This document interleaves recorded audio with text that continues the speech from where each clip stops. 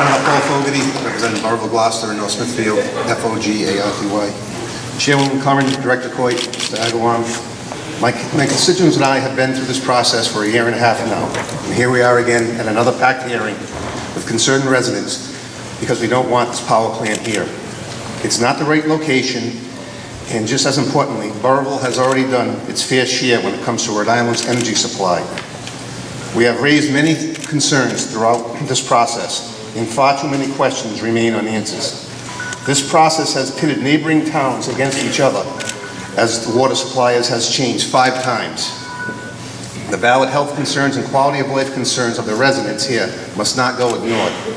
Some of these concerns are potential impacts of the quality of drinking water in private wells, day and nighttime noise level, traffic concerns, emission of chemical compounds and particles. These significant concerns have been documented throughout this process and they remain unaddressed.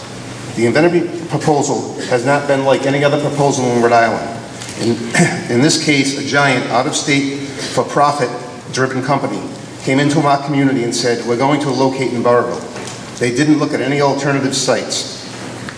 They avoided traditional environmental impact statement process that would have required much more rigorous analysis. By comparison, in 1988, Ocean State Power, EIS, started with over 50 sites, and ultimately 12 sites were thoroughly analyzed for suitable alternative locations that were less environmentally harmful and better suited to impact the communities. No alternative analysis has taken place for this proposal.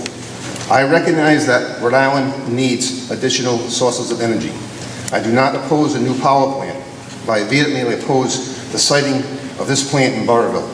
The same site was deemed inappropriate when it was looked at in 1988 for the Ocean State Power Plant. I thank the board for taking time to listening to the concerns of the public and implore you to ensure the health and well-being of the residents in our community by rejecting this proposal.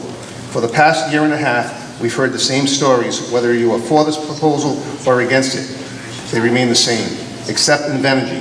Their story changes week to week as they try to put a square peg in a round hole. Find a more appropriate